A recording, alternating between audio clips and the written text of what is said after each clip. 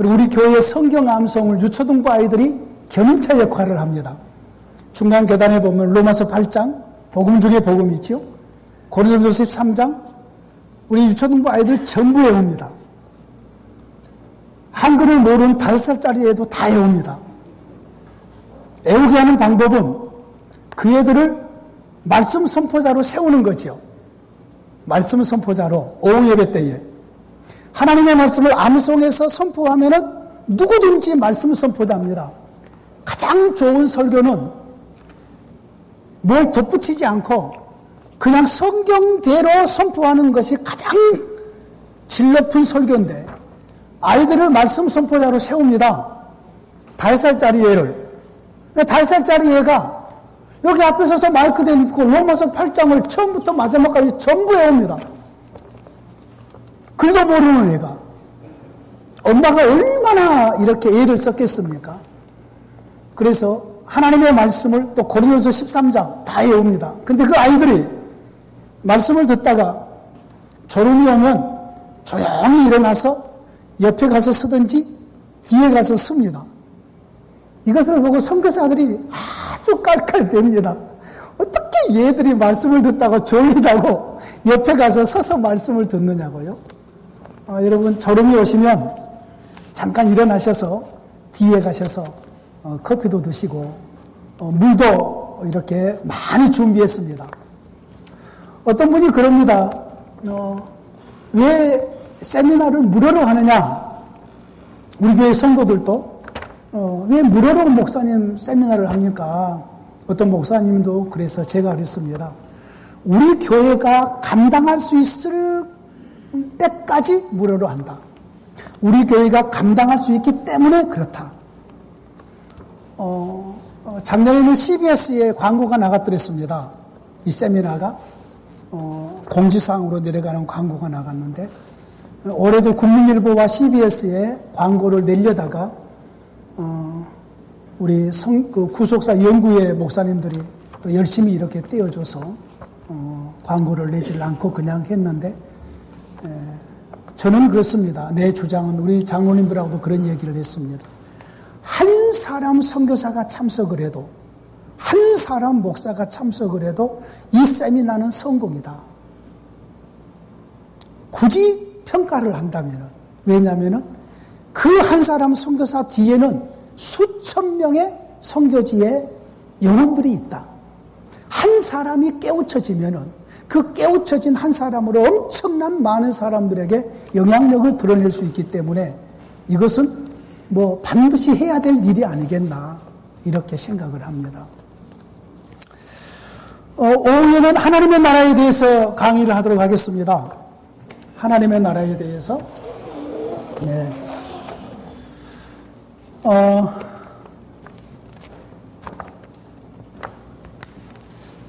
연구를 많이 했죠, 그죠? 연구를 많이 했습니다. 파워포인트는 착착 지나가버리고 끝나버리니까 계속해서 보이게 연구를 참 많이 했습니다. 우리에게 주어지는 사명이 이 시대의 목회자들에게 사명이 말씀을 선포하는 사명이라고 그랬어요. 아까요. 말씀 선포. 그 사명을 잘 감당하기 위해서는 하나님의 마음을 우리는 집중해서 알아야 됩니다. 하나님의 마음, 하나님의 관심, 하나님의 일, 여기에 우리의 모든 것이 전부 집중돼야 됩니다.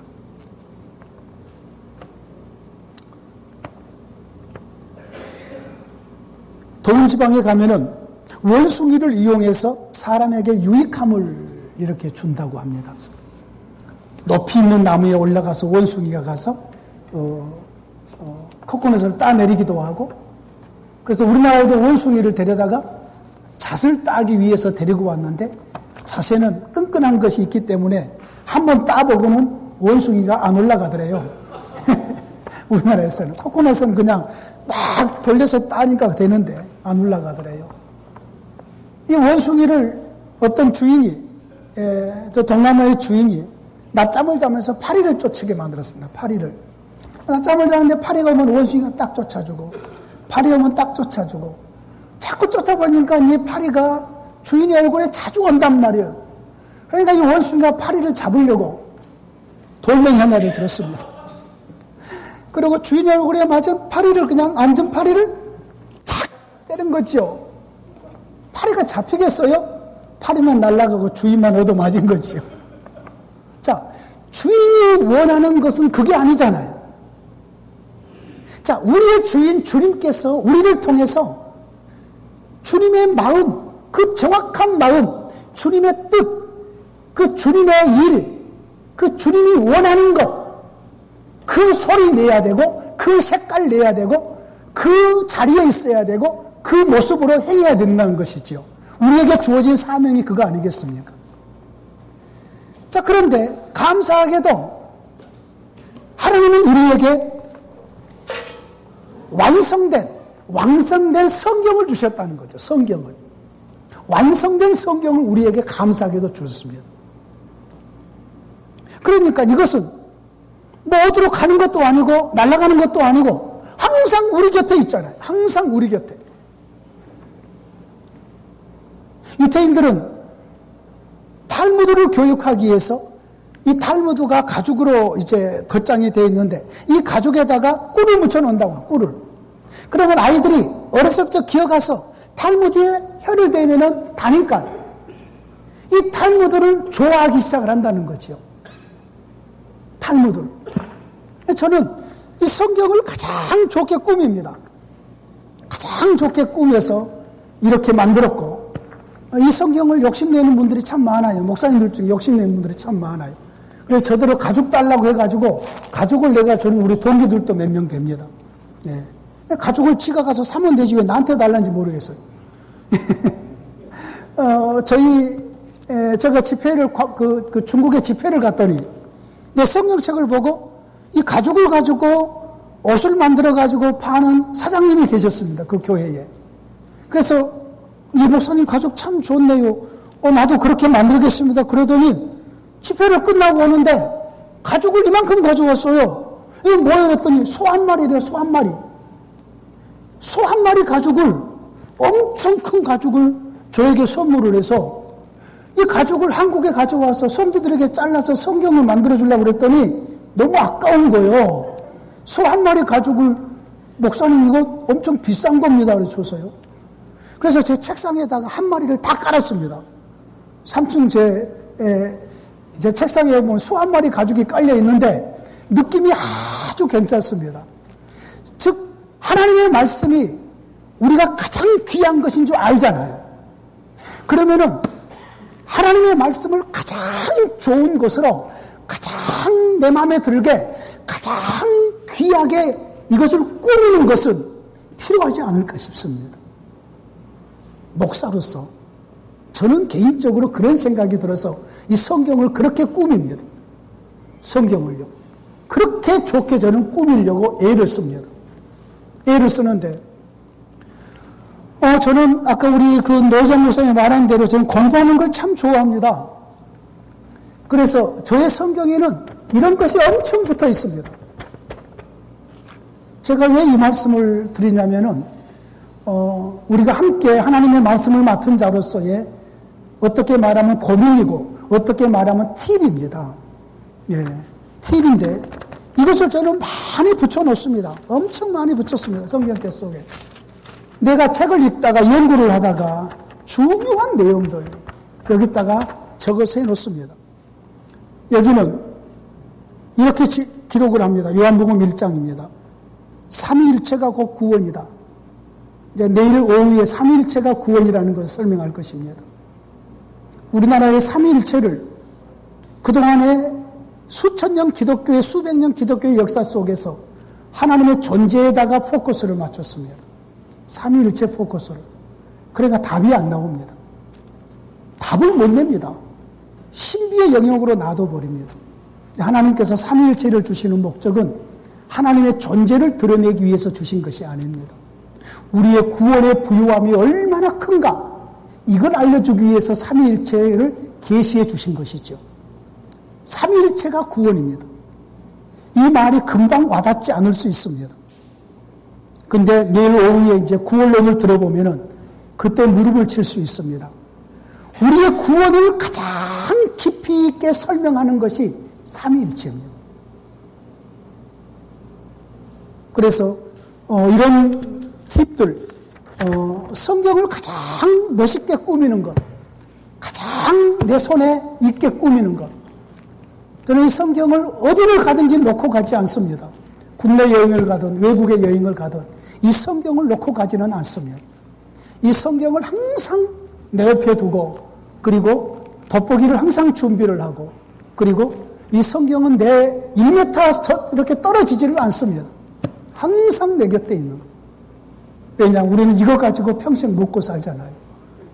평생 이거 한 권 가지고 먹고 살잖아요, 우리요. 아까 제가 목사의 권위는 말씀 선포의 권위라고 그랬습니다. 다른 데서 권위 찾으시면 안 됩니다.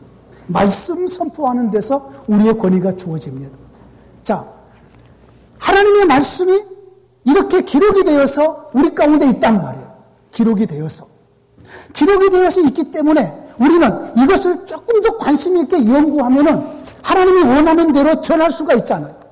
그런데 이제 제가 지금까지 세미나를 하면서 많은 이렇게 토론을 해보면은 성경 지식이 엄청나게 많습니다.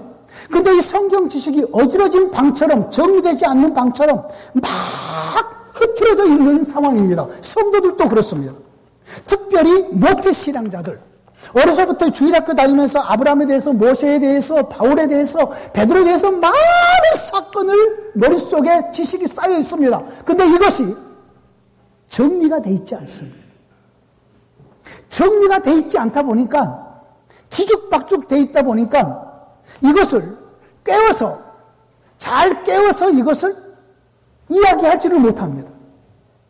이런 안타까움이 있습니다. 이단이 와서 무슨 얘기하면은 이것이 옳은지 틀린지, 옳은 것 같기도 하는데 뭐라고 대답할 것들이 없는 거지요. 뭐라고? 그 안타까움이 있습니다. 그 안타까움. 정리하는 거죠, 정리.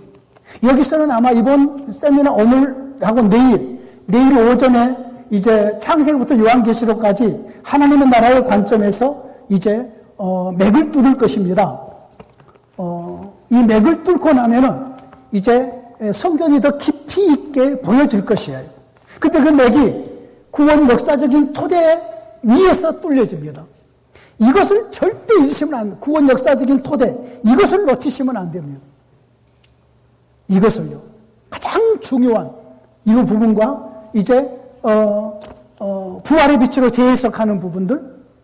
자, 그래서 이제 이번 세미나는 어떻게 말하면은 이렇게 뼈대를 세워주는 세미나일 것이에요. 이미 목사님들이 알고 계신 지식들, 그리고 성경의 내용들을 어떻게 이것을 한 주제 아래서 하나님이 원하는 마음과 하나님이 원하는 뜻과 하나님이 하시고자 하시는 일을 따라서 이것을 뼈대를 딱 정해놓으면은, 뼈대를 갖춰놓으면은 그 안에 우리가 얼마든지 살을 붙여 넣을 수가 있습니다.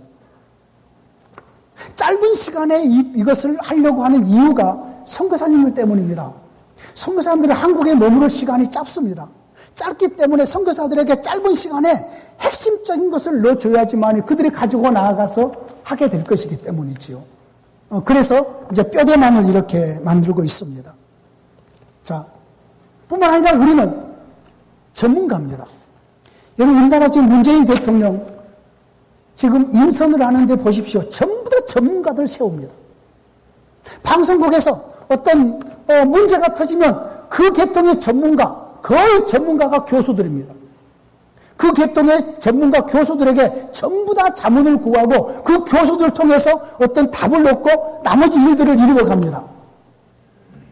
우리는 성경의 전문가잖아요. 우리는 신학의 전문가잖아요. 우리 하나님에 의해서 전문가잖아요. 그래서 우리는 성경에 대한 정확한 주제, 성경에 대한 정확한 맥, 성경에 대한 정확한 사상, 이런 부분에 대해서 우리는 분명하게 붙잡고 있어야 된다고 저는 확신합니다. 그런 부분에서 오늘 오후 강의가 시작될 것입니다. 우리의 관심은 하나님이죠. 우리의 주인도 하나님이시고 이 세상의 주인도 하나님이시고 우리의 관심은 하나님이십니다. 자, 여러분, 그 하나님께서 지금까지 무슨 일을 하셨고 지금은 무슨 일을 하고 계시고 앞으로는 무슨 일을 하시다가 무슨 일을 마무리할 것인가, 여기에 우리는 첫 번째 관심을 가져야 됩니다. 하나님이죠. 하나님. 이 세상을 창조하신 분도 하나님, 우리를 만드신 분도 하나님, 우리에게 성경을 주신 분도 하나님, 우리에게 구원주신 하나님, 다 하나님이시잖아요. 그럼 그 하나님이 처음부터 무슨 일을 하셨는가? 그 하나님의 궁극적인 계획은 무엇이고 목적은 무엇인가? 그리고 그 하나님께서 무슨 일을 해오셨고 지금 우리가 살고 있는 이때에 지금 무슨 일을 하고 계시는가? 그리고 앞으로 그 하나님께서 무슨 일을 이루시다가 어떤 것을 완성하시고 역사를 끝내시는가? 이것이 우리의 관심 전부여야 하잖아요. 그 일 속에 내 인생이 있고 그 일 속에 우리의 목회가 있고 그 일 속에 우리의 자녀들의 모든 장래와 모든 일들이 있잖아요. 그 일 속에 다 들어있습니다. 하나님 그분. 자, 그럼 하나님 그러면은 우리는 창조의 하나님부터 시작을 합니다. 일반적으로 그렇습니다. 성경을 막 펼치면 창조의 하나님이 나오기 때문에 우리는 하나님 그러면은 우리 눈을 막 뜨면은 창조가 보이기 때문에 창조의 하나님부터 시작을 합니다. 근데 성경을 보는 믿습니다. 성경을 막 열면은 창조주 하나님부터 나온다고 해서 창조 하나님부터 시작하면은 안 됩니다. 이러면은 어떤 하나님으로 나아가기 쉽냐면은 천주교의 하나님으로 나아가기 쉽습니다. 철학적인 천주교는 토마스 아퀴나스의 신학입니다. 천주교는 그렇습니다. 물론 동일한 하나님이라고 말할 수 있지만은 우리는 약속의 하나님을 우리는 믿고 있는 것이지 막연한 하나님이 아닙니다. 우리 애국가에 동해문과 백두산에 마르고 닳도록 하나님을 보호하사 그 하나님, 막연한 하나님, 우리가 일단 하나님 그럴 때에 전지전능하신 하나님, 하나님 전지전능하십니다. 그러나 전지전능하신 하나님, 이렇게 우리는 접근해 가기 쉽습니다. 이거 상당히 위험한 것입니다. 자, 성경의 첫 번째 책이 창세기입니다. 그래서 우리는 창세기부터 창조주 하나님부터 들어가기가 쉽습니다. 그래서 천지창조가 며칠 만에 이루어졌느냐, 천지창조가 하루가 몇 시간이냐, 이거 전부 다 무의미한 토론입니다. 여러분 이해를 하십시오. 신학이 복음입니다. 신학이 따로 있고 복음이 따로 있는 게 아닙니다. 신학이라는 것 자체가, 바른 신학이 복음입니다. 이것 여러분 조금 깊이 생각하면은 그렇지, 그렇게 느껴질 거예요. 신학, 하나님에 대한 모든 이야기가 전부 복음이잖아요. 그잖아요. 신학은 복잡한 것이고, 그리고 복음은 아주 기쁜 것이고 아니고, 신학의 내용이 전부 다 복음의 내용이에요. 구체적인 복음의 내용이에요. 그런데 보십시오. 우리는 창세기를 막 펼쳐서 창세기부터 모든 것을 시작해 가는데, 하나님께서 자기 자신을 계시하실 때에, 즉 창세기를 하나님이 기록하게 하실 때에 누구를 통해서 기록하게 하시냐면은 모세를 통해서 기록하십니다. 모세를 통해서. 자, 모세를 통해서 하나님은 자기 자신을 계시하시는데, 자, 모세를 통해서 뭘 계시하냐면은 나는 이스라엘 하나님이다.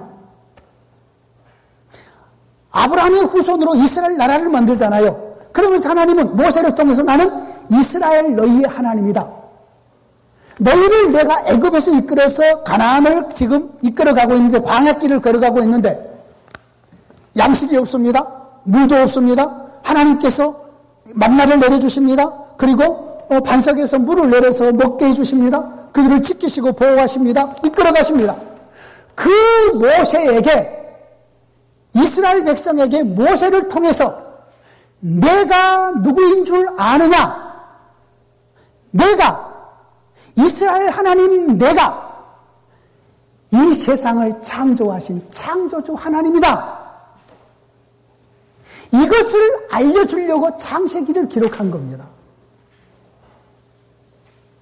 창세기의 기록 목적 첫째입니다.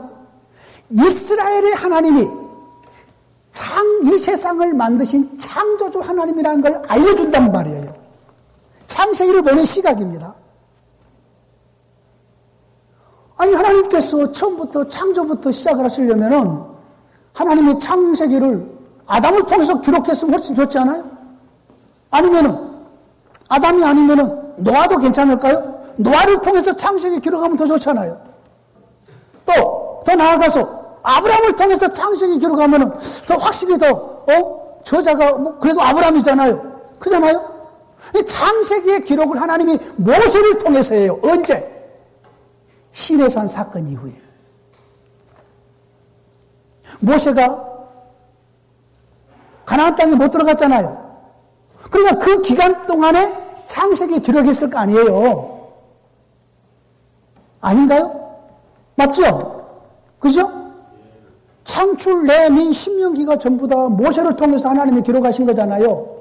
그러니까 하나님께서 그 이전부터 일해 오셨을지라도 우리는 지금 계시의 말씀에 지금 관점을 갖는 겁니다.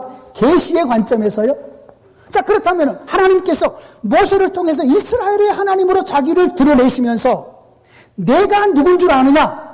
내가 너희를 광야길을 걸어가면서 너희들이 양식도 없다, 물도 없다. 그런데 나 걱정하지 말아라. 내가 이 세상을 창조하신 창조주 하나님이다. 이스라엘 백성에게는 우와!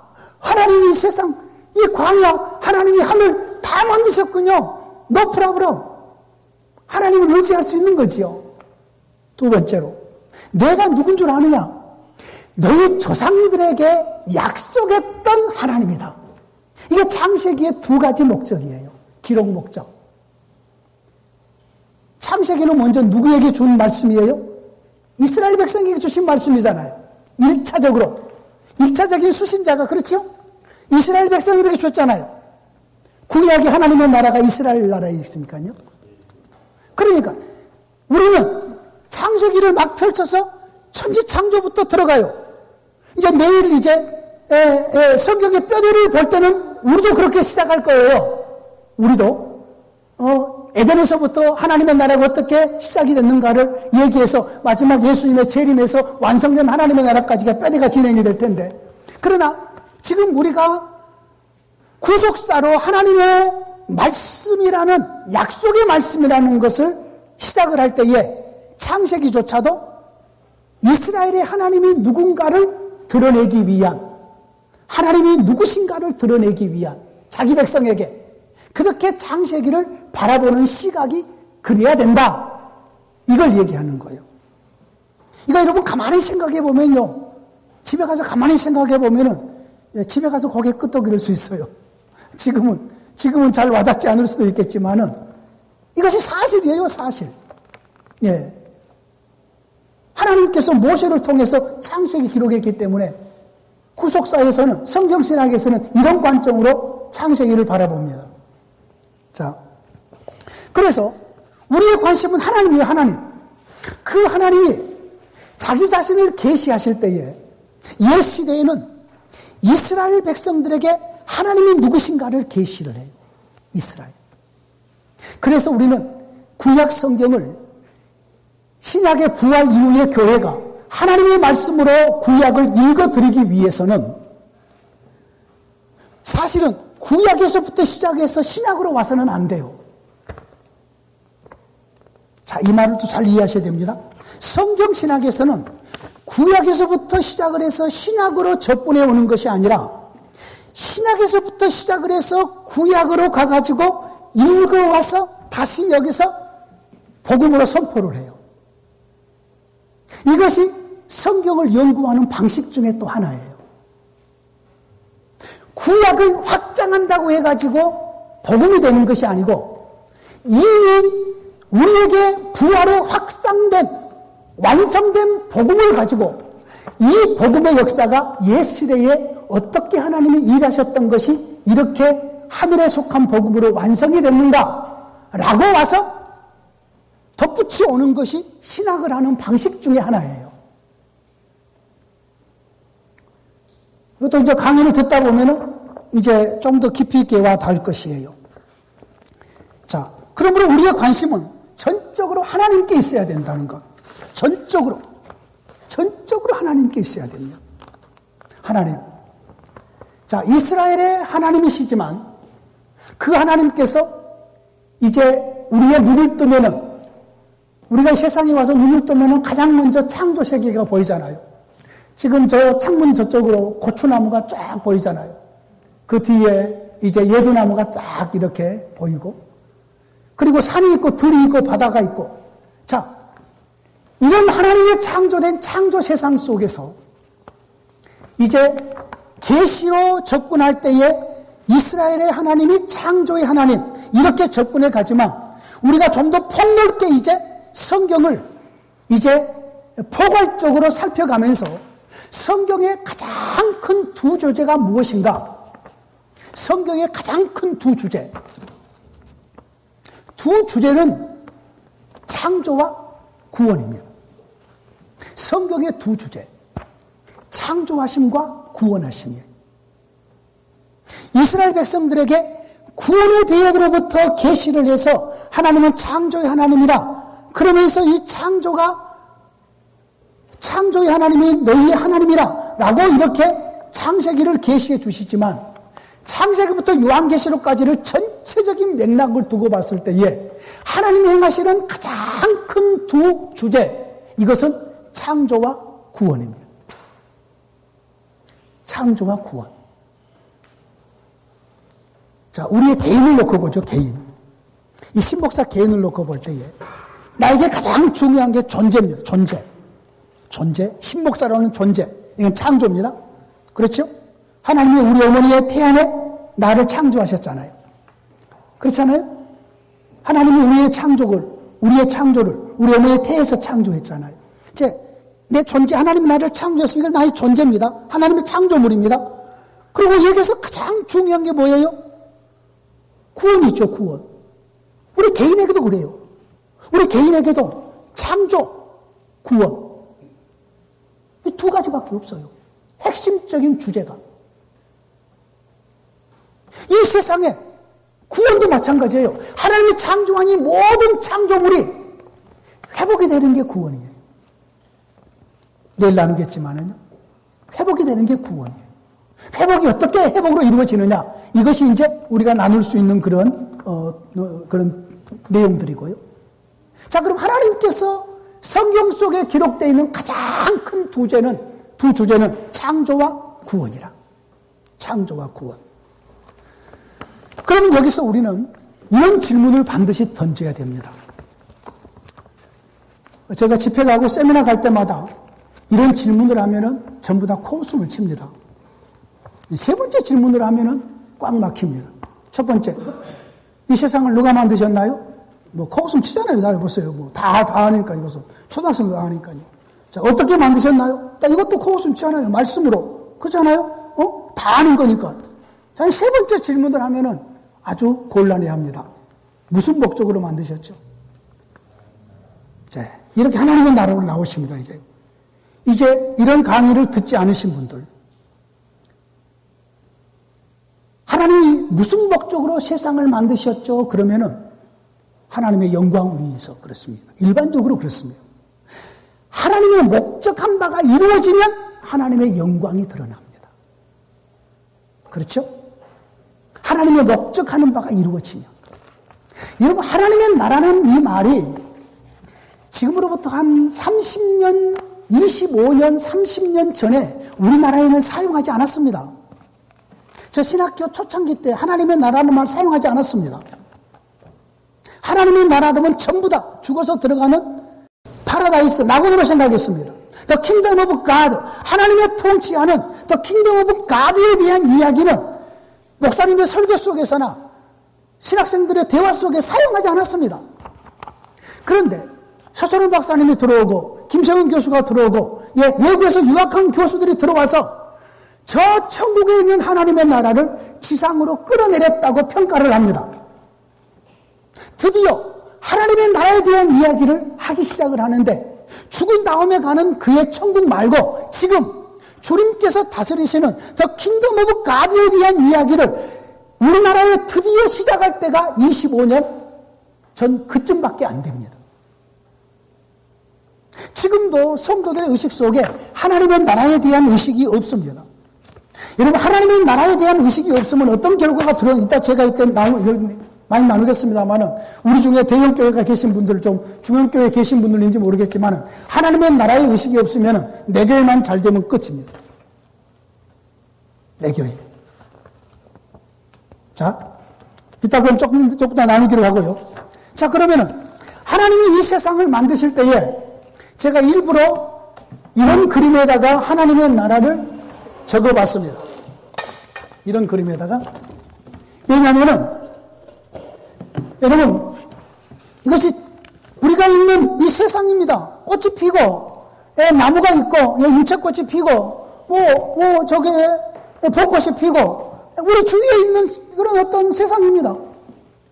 자, 하나님께서 이 세상을 만드실 때에 만드신 목적 자체가 하나님의 나라를 위해서 만들었습니다.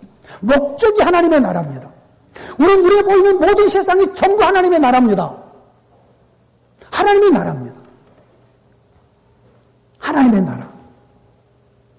그럼 성경에 이 세상을 하나님의 나라를 만들기 위한 목적으로 만들었다는 말씀이 나와 있는가? 나와 있나요? 찾기 힘듭니다. 그럼 목사님 뭘 근거로 해서 창세기 1장 2장에 하나님이 하나님의 나라를 만들었다고 안 나와 있는데 뭘 가지고 만들었다고 그러는가? 제가 성경을 가지고 여러분께 이제 설명을 해드리겠습니다. 여러분, 성경책은 한 권이죠. 성경책의 놀라운 신비는 구약 39권, 신약 27권, 총 66권이 시대가 다르고 기록하는 사람이 다르지만 한 가지 사상으로 통일됩니다. 그 한 가지 사상이 주제가 하나님 나라입니다. 성경의 총 주제가 하나님 나라입니다.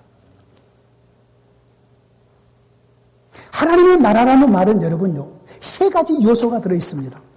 하나님의 나라 속에. 항상 나라라고 했을 때는 3요소가 있습니다. 주권, 백성, 영토. 이럴 때 나라가 됩니다. 주권만 있고 백성이 없다? 땅은 있는데 나라가 아닙니다. 주권이 있고 왕이 있고 백성이 있는데 땅이 없다? 나라가 아닙니다. 백성이 있고 땅이 있는데 왕이 없다? 나라가 아닙니다. 이 세 가지가 반드시 나라라고 했을 때는 이 세 가지 요소가, 이것은 중학교에 이거는 시험 문제, 고등학교 시험 문제 다 나온 얘기입니다. 우리가 다 배웠던 이야기들입니다. 주권, 백성, 영토. 자, 성경의 총 주제가 하나님의 나라라는 말은 그 하나님의 나라의 통치자 하나님, 왕 대신 하나님. 그리고 하나님은 처음부터 사람을 만들 때에 하나님의 백성으로 창조합니다. 자기의 형상과 모양대로 사람을 만들잖아요. 하나님의 백성으로 창조해요. 처음부터.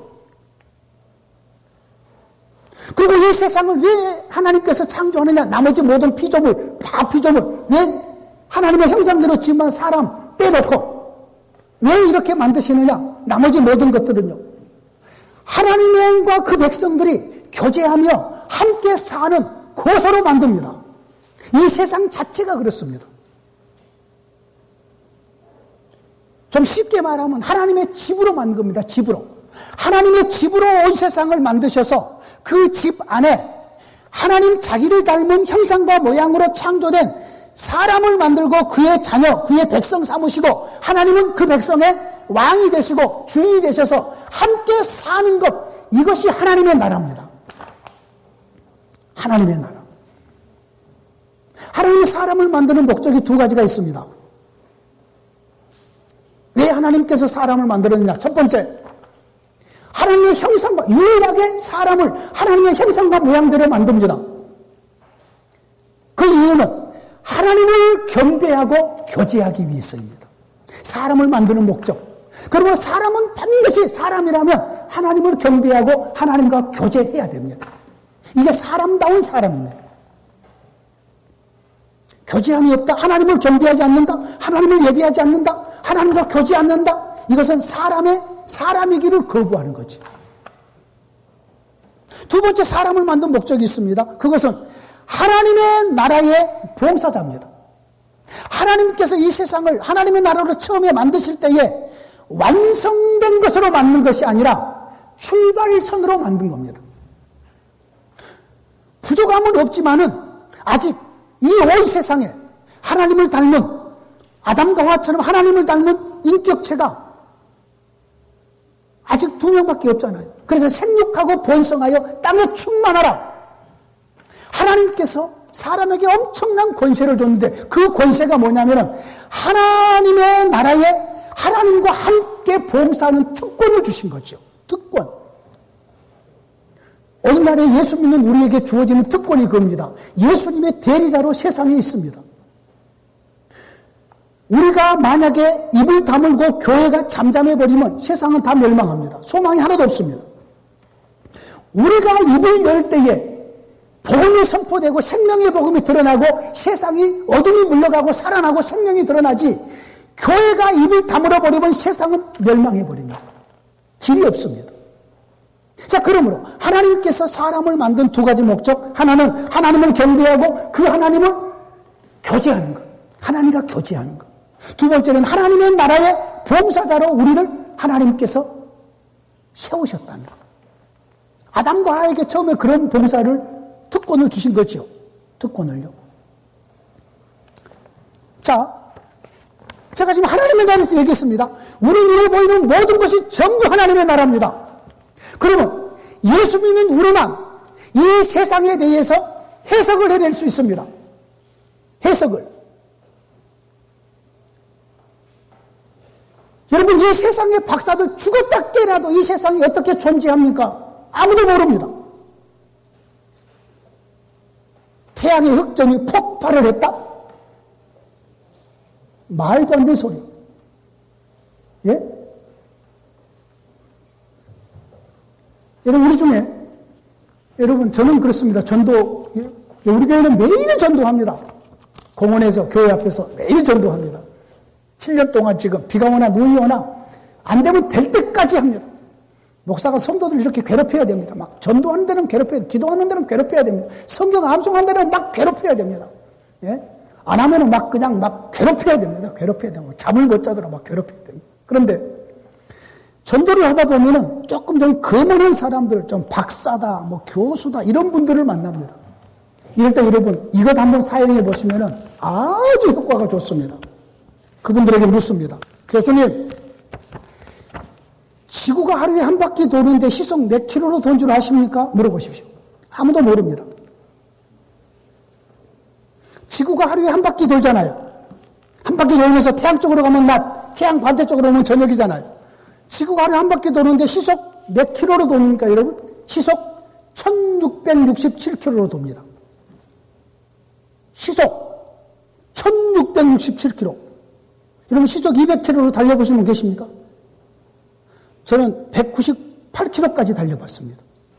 서해안 고속도로 막 뚫렸을 때에, 리망, TGI 가지고 새벽 예배 마치고 목포를 내려가는데 담임 목사님하고 같이 둘이서 밟기 시작을 담임 목사님 먼저 밟았습니다. 이 차, 새 차인데 몇 킬로까지 나온가 보세요. 딱 밟는데 200킬로가 안 넘습니다. 휴게소에서 딱 바꿨습니다. 신목사님하고 발라봐. 예, 알았습니다. 저도 막 밟는데 200킬로가 안 넘어갑니다. 리망, TGI, 야, 괜찮은 차입니다. 그럼 세게 달리면 딱 바닥에 달라붙습니다. 200km로 달려가도 겁이 납니다. 그런데 지구가 하루 한 바퀴 도는데 시속 몇 킬로로 돈다고요? 1667km. 와, 엄청난 속도입니다. 지구가 도는데요. 자, 그런데 이보다 더 놀라운 것은 지금 내가 교수님께 전도합니다. 지구가 1년에 태양의 주위를 한 바퀴 도는데 시속 몇 킬로로 도는 줄 아십니까? 물어보면 또 그것도 대답 못하면. 여러분, 대답 못하면 답을 알고 있는 사람에게 머리 숙이게 돼 있습니다. 여러분, 요즘에 우리 부모들 그러잖아요. 스마트폰 애한테 물어보면 얘 이거 어떻게 하냐? 그때부터 애가 기고만장합니다. 옛날에는 전부 엄마 아빠한테 물었습니다. 아빠 이거 어떻게, 엄마 어떻게, 이렇게 해라 저렇게 해라. 요즘은 스마트폰 가지고 야 이거 어떻게 하냐? 컴퓨터 이거 어떻게 하냐? 하면 그때부터 애가 이제 딱 기표하기 시작을 합니다. 교수 소용없습니다. 교수 아는가 여러분요. 팔이 다르게 한다 연구해가지고 박사하고요. 예, 어연나 연구해서 박사예요. 뭐 아무것도 뭐 다른 부분은 잘 몰라요. 여러분, 태양 주위를 1년에 한 바퀴 도는 지구의 속도가 무려 10만 8천 킬로로 돕니다. 시속 10만 8천 킬로입니다. 초속으로 따지면 초속 30킬로입니다. 여러분 생각해 보세요. 똑딱 하는 사이에 지구가 30킬로를 공중에서 날아가 버립니다. 30킬로. 감이 안 오실까봐 감이 아직, 예? 몰라지도 않으신 목사님들이라서 그래요? 하도 그냥 막 이런저런 큰일을 겪어서 그래요? 나는 이거 처음에 볼 때 엄청 놀랐어요. 그리고 이거 여러분 기억하고 계셔요. 전도할 때 엄청 좋습니다. 예? 이럴 때의 교수들이요. 아, 목사님 그렇습니까? 엄청나네요. 지구가 공중에 떠서 이것이 시속, 초속 30km로 날아간다고 생각해봐요. 이것은 기적이고 신비예요. 이 앞에 어떤 인간이 내가 잘났어, 내가 똑똑하여 말 못 꺼냅니다. 이 엄청난 일 앞에. 과학적으로 하나님이 살아계시는 증거 10가지 여러분 인터넷 가서 한번 찾아보십시오. 예? 이런 것은 아주 재밌습니다. 전도하는데 아주 좋은 소스입니다. 과학적으로 하나님이 살아계시는 증거물 10가지. 첫 번째, 중력입니다. 중력. 지구가 당기는 힘. 여러분 생각해 보세요. 지구가 둥둥지다. 그런데 옆에도 바닷물이 붙어 있습니다. 밑에도 바닷물이 붙어 있습니다. 뒤에도 바닷물이 붙어 있습니다. 사방에 돌아가면서 바닷물이 붙어 있습니다. 이거 돌아갑니다. 날아갑니다. 근데 물방울이 하나도 떨어지지 않습니다. 놀랍지 않아요? 엄청난 일이지 않습니까? 이것을 뭘로 설명을 해요? 사람의 지식으로. 누가 창조에 대해서 이야기를 해요? 하나님의 창조를 누가 얘기를 해요? 아무도 말할 수 없습니다. 근데 우리는 말할 수 있습니다. 하나님이 창조하셨다. 여러분, 기독교의 진리는 토론하기 위해서 주는 진리가 아닙니다. 기독교의 진리는 선포하기 위해서 주어진 것이지, 기독교의 복음의 진리는 토론용이 아닙니다. 선포하는 거예요, 선포. 무조건 외치는 거예요, 가르치는 거예요. 대초에 하나님이 천지를 창조하시니라 믿거나 말거나 선포요, 선포. 복음도 마찬가지예요. 토론하는 게 아니에요. 에? 이것은 기독교의 모든 진리는 토론하기 위해서, 변론하기 위해서 주신 진리가 아니라 그냥 선포용으로 하나님이 주신 것이라고요. 자, 그러므로 우리는 이 세상이 지금 하나님의 모든 것이 창조물이 다 하나님의 나라인데 우리는 이제 이것을 해석해낼 수 있습니다. 다 해석해낼 수 있습니다. 태양, 하나님께서 하나님의 자신의 나라에 영향을 공급하고, 여러분 태양을, 좀 얼굴이 저처럼 새까매져도 여러분 태양을 많이 맞아야 됩니다. 예? 선크림, 여러분 아무 소용이 없어요. 여러분 선크림, 여러분 선크림 다니는 회사에 다니는 분하고 얘기해 봤는데요, 이거 바르나 안 바르나 소용없대요. 알아서 하세요. 아무튼요. 예? 아무 소용없대 이거요. 그리고 우리나라 사람만 파라솔을 씁니다. 여러분 외국에 여행 가서요, 딱 관광차에서 내려와서 200m, 300m 뒤에서 딱 봐서 딱 내려오는 사람들을 보면은 한국 사람만 딱 표시납니다. 한국 사람만 파라솔을 켭니다. 어느 나라 사람도 파라솔 쓰지 않습니다. 중국 사람이 한국 사람 보고 좀 쓰고 다닙니다. 파라솔을 왜 씁니까? 여러분 유럽 같은 데는 햇빛이 모자라가지고 수업하다가요, 햇빛만 나면 모든 교수님이나 선생님, 우리 밖에 나갑시다. 밖에 나가서 전부 다 누워서 햇빛 맞으면서 그때 강의합니다. 햇빛이 너무나도 중요한 거지요. 우리가 선교관에 아프리카 기니비사우에서 오시는 유태정 여자 선교사님이 계셔요. 여자 선교사님이 여기 갑상선 암이 있어가지고 병원에 가가지고 온몸 이제 검사를 하는데 비타민 D에 대해서는 차고 넘친다. 비타민 D. 아프리카 햇빛 속에 하나님께서 얼마나 많은 비타민 D를 우리 속에 넣습니까? 여러분, 우리 남자분 특별히 50세 이상 갱년기들에게 권합니다. 비타민 D를 꼭 드십시오. 햇빛을 쐬도 비타민 D를 드십시오. 비타민 D는 남성 호르몬을 활성시켜줍니다. 비타민 D가. 비타민 D가 모자라면은 여러분, 골다공증뿐만 아니라 많은 부분에 문제가 있습니다. 비타민 D를 전량보다 한 2배를 드셔도 괜찮습니다. 비타민 C와 D는 반드시 드셔줘야 됩니다. 자, 우리는 태양을 바로 해석할 수 있습니다. 하나님이 창조하셔서 하나님의 나라에 영향을 공급하고 빛을 비추고 하나님께서 이렇게 행하셨다. 우리는 다 해석할 수 있습니다. 하나님께서 자기 백성들의 정원으로, 하나님이 자기 백성들의 바다의 열매를 우리는 전부 하나님의 나라의 관점에서 전부 해석해낼 수 있습니다. 하나님의 나라의 이 관점으로 바라보면 이 세상이 전부 보입니다. 전부. 자, 아까 제가 이제 성경 속에 이 세상을 창조가 어떻게 하나님의 나라라고 말할 수 있느냐라는 부분에 대해서 제가 이제 설명하도록 하죠. 이 성경이 총 66권인데 한 권입니다. 맞죠? 모든 책은 서론이 있고 본론이 있고 결론이 있습니다. 모든 책은 그렇습니다. 그러면 서론을 막 펼치면 하나님께서 선지 만물을 창조했다는 내용이 나옵니다. 창세기 1장, 2장. 결론부터 얘기하죠. 요한계시록 21장, 22장. 결론. 하나님의 나라가 주님의 재림하심으로 하나님의 나라가 완성된 그림을 보여주면서 성경이 끝나죠? 맞나요? 그렇습니다. 요한계시록 성경의 맨 처음에 하나님이 천지 만물을 창조하시고 하나님께서 자신의 나라, 하나님의 나라로 만드는 그 모든 내용이 1장, 2장에 나와 있습니다. 하나님이 계시죠?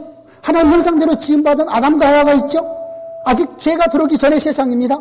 하나님이 창조된 모든 창조물 하나님의 나라의 영역입니다. 하나님이 계시고 그의 백성이 있고 그리고 하나님의 나라의 영역이 있습니다. 1장, 2장입니다. 서론입니다.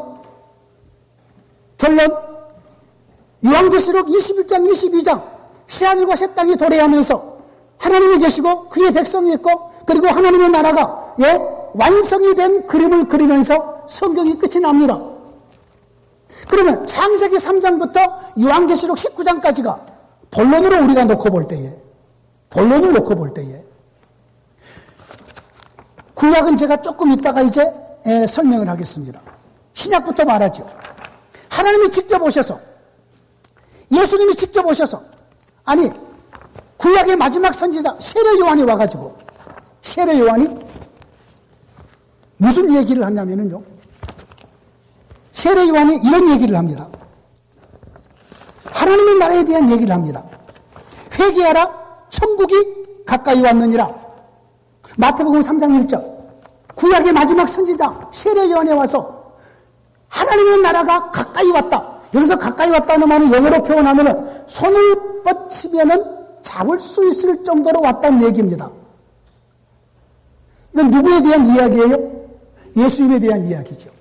세례 요한은 예수님을 소개하는 마지막 구약의 선지자니까요. 자, 그래서 지금 이 세례 요한이 구약의 마지막 전하는 세례 요한이 하나님의 나라가 지금 너희들이 손을 뻗으면은 잡을 수 있는 가까운데 지금 왔다. 지금 예수님이 지금 하나님 나라 왕으로 오셨다는 걸 지금 얘기하고 있습니다.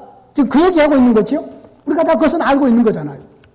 자, 세례 요한이 하나님의 나라, 여기서 말하는 천국, 우리의 성경에는 천국으로 기록됐지만은 영어로 말하면 The Kingdom of God입니다.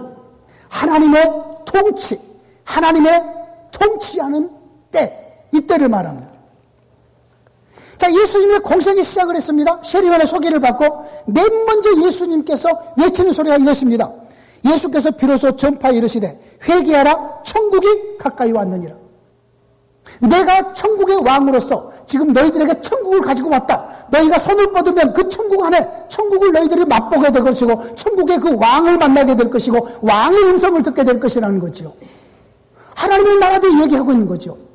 지금 여기서 말한 천국은 죽은 다음에 들어가는 파라다이스, 헤븐 얘기하는 게 아니에요. 지금 우리 주님께서 왕이 되셔서 다스리는 가지고 오신 하나님의 나라에 대한 얘기하고 있는 것이에요. 제자들도 그렇습니다. 예수님의 자기 백성들에게 선포하시고 교훈하신 모든 내용이 또한 천국에 대한 얘기입니다.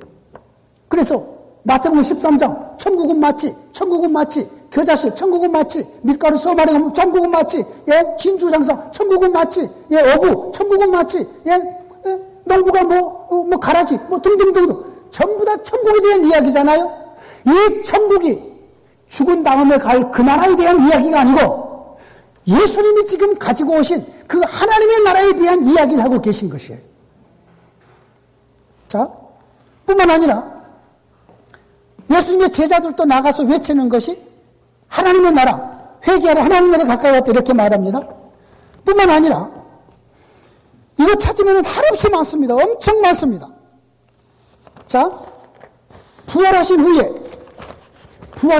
예수님께서 부활하신 후에 40일 동안 이 땅에 계셨죠.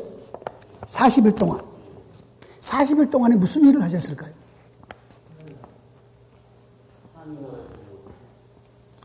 그런 내용이 성경에 있나요? 예? 예, 맞습니다. 사도행전 1장 3절. 사도행전 1장 3절. 예.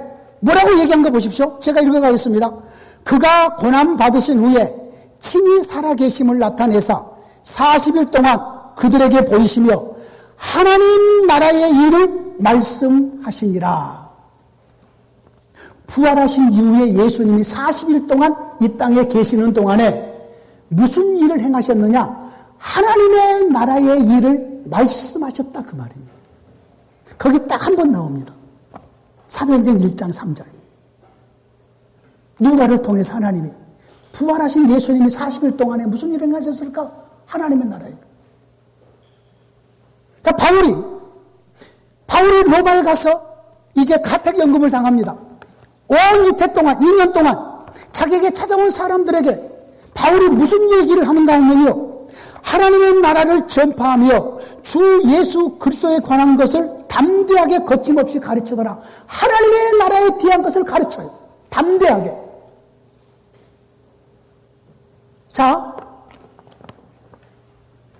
창세기 1장, 2장 서론의 부분에서 하나님의 나라를 창조했다고 말하지는 않지만 하나님의 나라의 세 요소, 왕 되신 하나님, 하나님의 형상을 닮은 사람, 그리고 하나님의 나라의 영역, 이것을 전부 다 만들어 놓으셨습니다.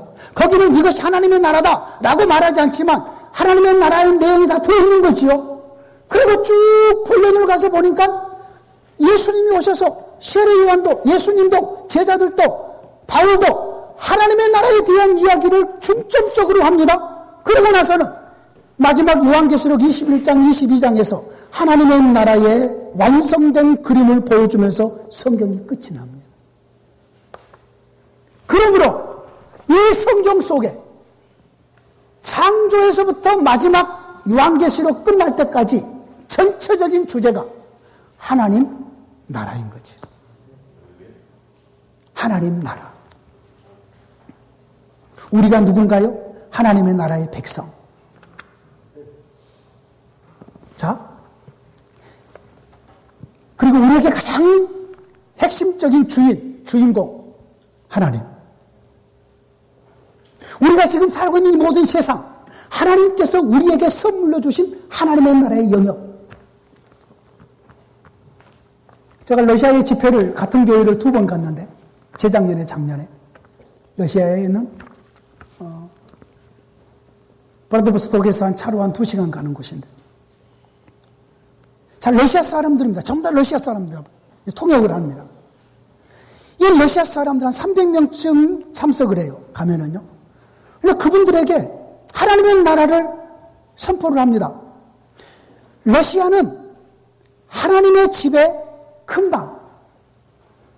우리 대한민국은 하나님의 나라 안에서 조금 작은 방, 좀 작잖아요. 작은 방. 전체적으로 하나님의 집이요. 하나님의 집. 전 세계가. 여러분, 브라디보스톡에서 모스크바까지 가려면 비행기를 7시간 타고 7시간. 비행기로 7시간, 같은 나라 안에서. 놀랍지 않아요? 비행기로 7시간을 타고 브라디보스톡에서 모스크바까지 가려면 7시간을 타고 가야 돼요, 비행기로. 그렇게 넓은 땅. 그러니까 큰 방이라고 해줘야 되잖아요.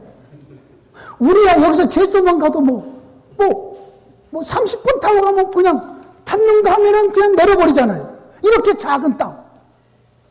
여러분, 우리나라는 외국에 나가보면요, 우리나라는 놀라운 기적을 이루는 나라입니다. 말할 수 없이 놀라운 기적을 이루는 나라. 세계에 이런 짧은 시간에 이런 엄청난 기적을 이룬 나라가 없습니다. 놀라운 일입니다. 예? 그래서 러시아는 큰 방, 우리 대한민국은 작은 방. 이 개념으로 여러분, 우리가 누려본 이 세상이 전부 다 하나님의 나라에 대한 이야기고 하나님의 나라의 영역이고 이 세상의 모든 역사는 하나님의 자신의 나라를 완성해가는 구원의 역사에 대한 이야기고 그리고 이 세상에는 하나님의 자녀들과 그리고 하나님의 장차 믿을 하나님의 자녀들 그리고 이제 하나님을 택함받지 못한 그런 사람도 있겠죠. 그런 사람들만 살고 있을 뿐이에요. 전부 다 해석이 가능해요. 여러분 혹시 어렸을 때 이런 적 있잖아요. 좀 마음에 들지 않는 친구, 너 우리 집 가 그러면 가야 되잖아요. 함께 놀다가 너는 가 그러면은 그게 가야 되잖아요. 왜? 우리가 주인이니까. 우리가 주인이에요. 우리 아버지가 이 세상의 창조자예요. 우리 아버지가 이 세상의 모든 주인이셔요. 안 믿는 사람은 남의 집에서 살고 있는 거예요, 지금. 어디서 까불어요, 안 믿는 사람들이. 어디서, 우리 아버지 집에서. 누가 주인인데, 이것들이 까불어서, 그죠? 여러분, 트럼프가 미국의 대통령이 된 이유가 있어요. 다들 욕을 하지만은요. 미국의 기독교가 얼마나 무너져 버렸어요. 예? 민주당 정권, 오바마가 한 8년 하면서요. 얼마나 인간주의, 인간 본성, 홍익인간, 이런 거 하면서 미국의 기독교가 무너져 버렸어요. 여러분, 트럼프 같은 사람이 아니면은요, 미국의 기독교에 막 서명을 해서 학교에서 창조론 다시 가르치고, 다시 가고, 이것을 전부 다 복원해놨어요, 지금요. 우리가 욕을 많이 하지만은요, 그 사람이 아니면 그거 못해요. 이 사람 눈치 보고 저 사람 눈치 보고 그거 못한다고요. 여러분, 트럼프가 지금 미국의 기독교를 다시 일으켜 세우는 엄청난 역할을 하고 있어요. 우리가 외적으로 보면 간단하게 보고 끝낼 거 아니에요. 제가 미국 대통령 선거하기 전에 제 딸하고 전화를 했어요. 하라야, 너는 누가 대통령 됐으면 좋겠니? 이랬더니 우리 딸이 트럼프 그래요. 왜? 아파. 미국의 기독교가 말이 아니에요. 학교에서 창조론이 다 가르치지 못하고 무너져버리고 성경을 못 가르치고 막 그냥 이렇게 무너져버렸다는 거예요. 미국이라는 나라 안에 교육 속에. 근데 이것을 바르게 잡을 사람은 트럼프밖에 없어. 전 그 사람이 말에 실수가 있고 이번에 우리는 깜짝 놀랐어요. 이번에 유럽 쪽에 가서 G7가 정상들이 모일 때에 사진을 찍는데 트럼프가 다른 총독들 어깨를 뒤추고 나와가지고 그냥 앞에 서더라고요. 다른 사람 다 이렇게 걸어가는데 자기 혼자 골프 카트 타고 쫙 하고 말이죠. 아주 돌발 행동을 많이 하잖아요. 그런데 나는 우리 주님께서 이 세상의 모든 왕들을 세우시고 그분께서 모든 것을 주관해 가시는데 미국의 트럼프를 이때에 미국에 필요해서 하나님이 세우신 것으로 저는 믿어요. 언제까지 갈지는 모르고 조마조마하긴 하지만은 그잖아요. 여러분 사실은요. 우리나라가 미국이 아니었으면 이렇게 성장 못합니다. 이거 알아야 됩니다. 내가 미국 이렇게 막 좋아하는 사람은 아니에요. 우리나라가 배고플 때 미국이 엄청난 원조가 왔습니다. 여러분, 무역이라는 것은요, 상호 이득이 같이 있어야 됩니다. 상호 이득이. 제가 아차산에 이쪽에서 테니스를 하고 있는데요. 옛날에는 마음대로 가서 낮에나 언제나 가서 테니스를 했습니다. 왜냐하면 관리공단으로 안 넘어가서 그냥 협회에서 운영을 했기 때문에 그냥 얼굴 알고 그러면은 아무 때나 가서 낮이고 밤이고 가서 아무 때나 가서 불 켜놓고 테니스를 했습니다. 근데 관리공단으로 딱 넘어가서는 정확하게 예약을 하고 정확하게 돈을 내고 테니스를 치라. 이것이 맞아요. 안 그래요? 테니스를 치려면 정확하게 예약을 하고 그 치는 시간만큼 돈을 냈고 시간 딱 되면은 물러나고 이것이 지금 우리의 경제 원리에 맞잖아요. 그런데 사람들이 불평합니다.